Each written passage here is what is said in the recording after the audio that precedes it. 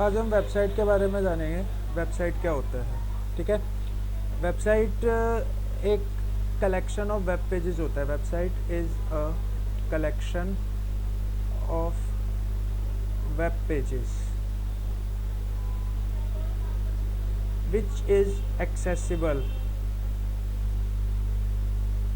On internet या फिर through internet, ठीक है। वेबसाइट एक ऐसा कलेक्शन ऑफ वेब पेजेस होता है जो इंटरनेट के थ्रू एक्सेसिबल होता है। अगर इंटरनेट नहीं होगा तो आप किसी भी वेबसाइट को ओपन नहीं कर पाओगे। आपके सिस्टम में अगर कोई वेबसाइट स्टोर है उसको बोलते हैं लोकल वेबसाइट, और जो वर्ल्ड वाइड वेब के ऊपर स्टोर है उसको बोलते हैं जो लोकल वेबसाइट होगी वो तो आप नॉर्मली एक्सेस कर लोगे सिस्टम से विदाउट इंटरनेट कनेक्शन, बट जो आपकी वेब पे वेबसाइट बनी हुई है उस वेबसाइट को आप एक्सेस नहीं कर पाओगे अगर आपके पास इंटरनेट कनेक्शन नहीं होता। तो ये वेबसाइट होती क्या है, एक बार मैं आपको प्रैक्टिकल करके दिखा देता हूँ।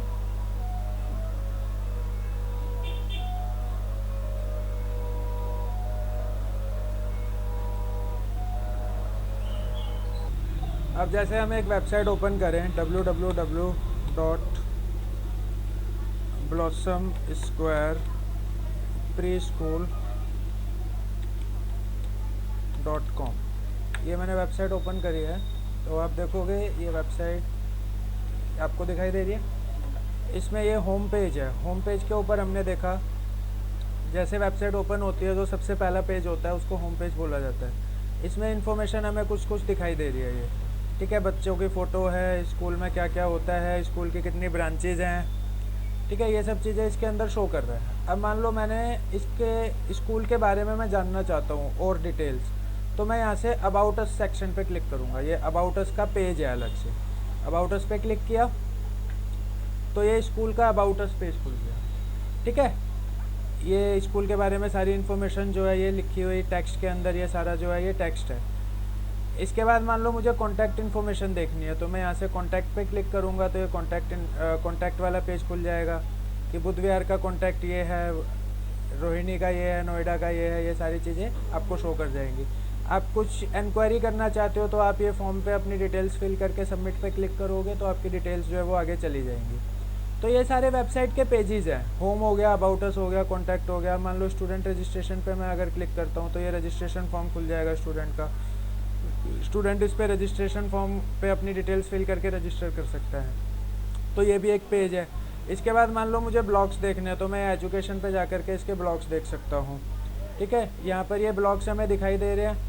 इन ब्लॉग्स के साथ आप जो भी चीज़ें हैं ये आपको दिखाई दे जाएंगी कि ये अलग अलग पोस्ट जो हैं वो डली हुई है। तो इन पोस्ट को कैसे डाला जाता है, क्या करा जाता है, वो सब चीज़ें आपको इसमें शो करेंगी। तो समझ आया एक वेबसाइट क्या होती है।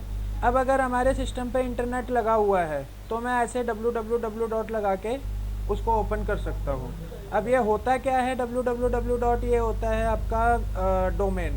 डोमेन क्या होता है ये मैं अभी आगे के टॉपिक में बताने वाला हूँ आपको। अभी जस्ट मैं आपको ये समझा रहा हूँ कि वेबसाइट को आप इंटरनेट पे किस तरीके से एक्सेस करते हो। तो ये समझ आया वेबसाइट को एक्सेस कैसे किया जाता है। वेबसाइट को ओपन करना और जिस भी पेज की आपको रिक्वायरमेंट है उस पेज के ऊपर आप जा करके उसको देख सकते हो। क्लियर हुआ। तो अब हम वेबसाइट की डेफिनेशन पे जाते हैं। ये वेबसाइट की डेफिनेशन दी हुई है। A website is a collection of web pages accessible through the internet. Internet से एक्सेसिबल होता है वेब पेजेस का कलेक्शन होता है, उसको वेबसाइट बोला जाता है। Each web page contains information. हर वेब पेज के अंदर इन्फॉर्मेशन होती है, जैसे कि टेक्स्ट हो गया, इमेज हो गया, वीडियो हो गई, या फिर कुछ भी हम वेब ब्राउज़र के थ्रू एक्सेस कर सकते हैं। अगर मैं इस वेबसाइट को दोबारा ओपन करूँ, यहाँ पे देखो आपको क्या क्या दिखाई दे रहा है। एक आपको इमेज दिखाई दे रही है, यहाँ पे आपको ये टेक्स्ट दिखाई दे रहा है जो लिखा हुआ रहता है, ठीक है। उसके बाद ये देखो कुछ ये फ़ोटोज़ जो चल रही है, एक तरीके से वीडियोज़ हैं, ये वीडियो हमने लगा रखे हैं, वीडियोज़ आपको दिखाई दे रही है, ठीक है। तो एक वेबसाइट के अंदर ये सब चीज़ें जो हैं वो हो सकती है। Website can be each web page contain information such as text, image and video. Clear हुआ इतना, कोई डाउट। चलो आगे बढ़ते हैं। अब वेबसाइट को बनाने के लिए आपको सबसे पहले मतलब दो चीज़ों की सबसे ज़्यादा ज़रूरत होती है। एक तो होता है डोमेन की ज़रूरत और एक होती है वेब होस्टिंग की ज़रूरत। अब अगर मैं बात करूं डोमेन क्या होता है, तो डोमेन को हम एक सिंपल लैंग्वेज में समझ सकते हैं कि आपको सपोज करो अपने लिए एक मोबाइल परचेज करना है, तो आप मोबाइल तो परचेज कर लोगे, बट आपको कांटेक्ट कैसे किया जाएगा जब तक आप उस मोबाइल में कोई सिम नहीं डालोगे। तो डोमेन कुछ एक सिम टाइप की चीज़ होती है जिसके थ्रू अब अगर आपका नंबर जिसके पास है वो आपको कॉल कर सकता है। ऐसे ही जिस वेबसाइट का डोमेन आपके पास है आप उस वेबसाइट को ओपन कर सकते हो, उस वेबसाइट को आप इंटरनेट पे एक्सेस कर सकते हो। ठीक है, तो वेबसाइट का एड्रेस क्या हो गया, मतलब डोमेन को हम एक तरीके से वेबसाइट का एड्रेस कह सकते हैं। Domains are unique addresses used to identify websites on the internet. Domain एक ऐसा एड्रेस होता है जो वेबसाइट को इंटरनेट पे आइडेंटिफाई करने के लिए यूज़ किया जाता है। ठीक है, अब जैसे मान लो मुझे अंजू मैम को कॉल करना है, तो मेरे पास अंजू मैम का नंबर होगा तभी मैं उन्हें कॉल कर पाऊंगा। अगर मैं अंजू मैम का नंबर मिला रहा हूँ तो क्या आपके पास कॉल जाएगा? नहीं जाएगा। दैट मीन्स जो आपका मोबाइल नंबर है वो आपका एड्रेस है। ऐसे ही हर वेबसाइट का एक एड्रेस होता है, उस एड्रेस को डोमेन बोला जाता है। ठीक है, अब डोमेन कितने टाइप्स के होते हैं? डोमेन अलग अलग टाइप्स के होते हैं, जैसे .com हो गया, .org हो गया, .net हो गया, .in हो गया, .co.in हो गया, .edu हो गया। आपने देखा होगा वेबसाइट, आप जैसे दिल्ली यूनिवर्सिटी की वेबसाइट खोलते हो तो उस पर लिखते हो du.ac.in। ठीक है, जैसे आप किसी नॉन गवर्नमेंट ऑर्गेनाइजेशन एनजीओ की वेबसाइट खोलते हो तो उस पर आप लिखते हो .org। तो ऐसे ही ये डोमेन्स के टाइप होते हैं, आप किसी भी टाइप का डोमेन जो है वो ले सकते हो। .com का मतलब हो गया कमर्शियल, आप कोई भी कमर्शियल काम अगर कर रहे हो मोस्टली जो है .com डोमेन ही है वो चलता है। ठीक है, इसके बाद आता है डोमेन को आप परचेज कैसे करते हो। जैसे मोबाइल परचेज करने के लिए आपको मोबाइल की कंपनी में जाना होता है। जैसे अगर आपको एयरटेल का नंबर लेना है तो आप एयरटेल की सिम कंपनी में जाओगे, आपको आइडिया का नंबर लेना है तो आप आइडिया की कंपनी में जाओगे, जियो का लेना है तो जियो की कंपनी में जाओगे। ऐसे ही डोमेन को रजिस्ट्रेशन करने के लिए हमारे पास काफ़ी सारे रजिस्ट्रार होते हैं। आप किसी भी वेबसाइट से जाके डोमेन को रजिस्टर कर सकते हो, GoDaddy से कर सकते हो, होस्टिंगर से कर सकते हो। ठीक है, तो ये सारे आपके डोमेन रजिस्ट्रेशन करने के लिए आप कर सकते हो। किसी भी चीज़ को आप किसी भी वेबसाइट को यूज़ करके आप डोमेन कर सकते हो। उसका मैं आपको लिस्ट दे दूंगा कि किस किस तरीके से आप डोमेन को बुक कर सकते हो। डोमेन बेसिकली समझ आया, डोमेन क्या होता है? क्या होता है डोमेन? एक आपकी वेबसाइट का एड्रेस जिसकी हेल्प से आप अपनी वेबसाइट को इंटरनेट पे एक्सेस कर सकते हो। चलो अब आगे बढ़ते हैं। इसके बाद होता है वेब होस्टिंग। मैंने बताया था दो चीज़ों की ज़रूरत होती है आपको किसी भी वेबसाइट को बनाने के लिए। तो एक तो हो गया आपका डोमेन और एक हो गया आपका वेब होस्टिंग। होस्टिंग क्या होता है? बेसिकली आपकी वेबसाइट को इंटरनेट पर लाइव करने के लिए आपको होस्टिंग की ज़रूरत पड़ती है।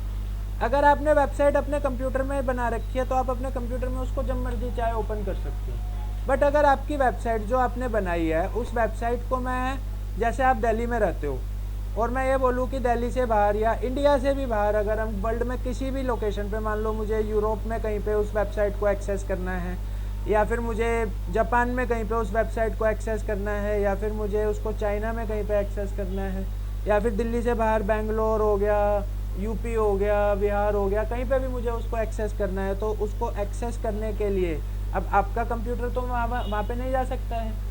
तो जो आपने वेबसाइट बनाई है उस वेबसाइट को आपको एक होस्टिंग सर्वर के ऊपर सेव करना होता है। जब वो आपके होस्टिंग सर्वर के ऊपर सेव हो जाती है तब आप उसको किसी भी टाइम पे कभी भी एक्सेस कर सकते हो। ठीक है, तो होस्टिंग क्या होता है? बेसिकली सिर्फ एक ऐसा कंप्यूटर होता है जो 24 घंटे चलता है, जो आपको आपकी वेबसाइट आपके कस्टमर्स को देने के लिए काम आता है। क्लियर हुआ?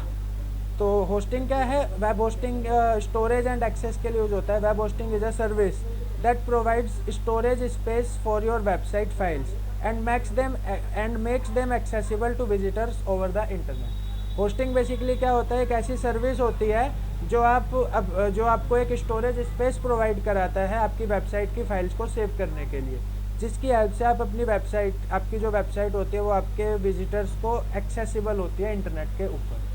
क्लियर हुआ होस्टिंग क्या होता है? होस्टिंग भी कई टाइप की होती है।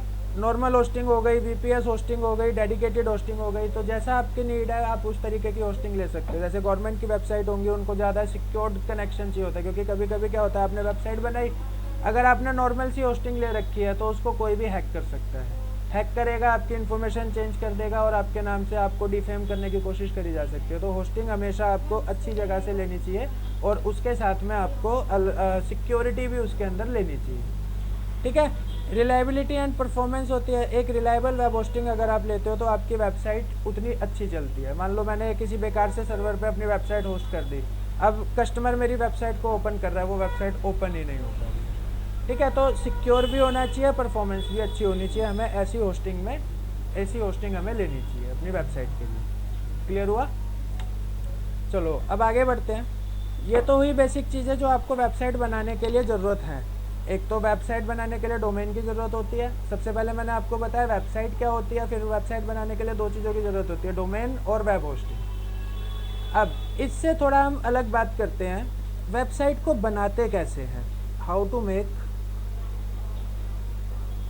अ वेबसाइट। अब वेबसाइट बनाने के लिए आपके पास काफ़ी सारे ऑप्शंस होते हैं।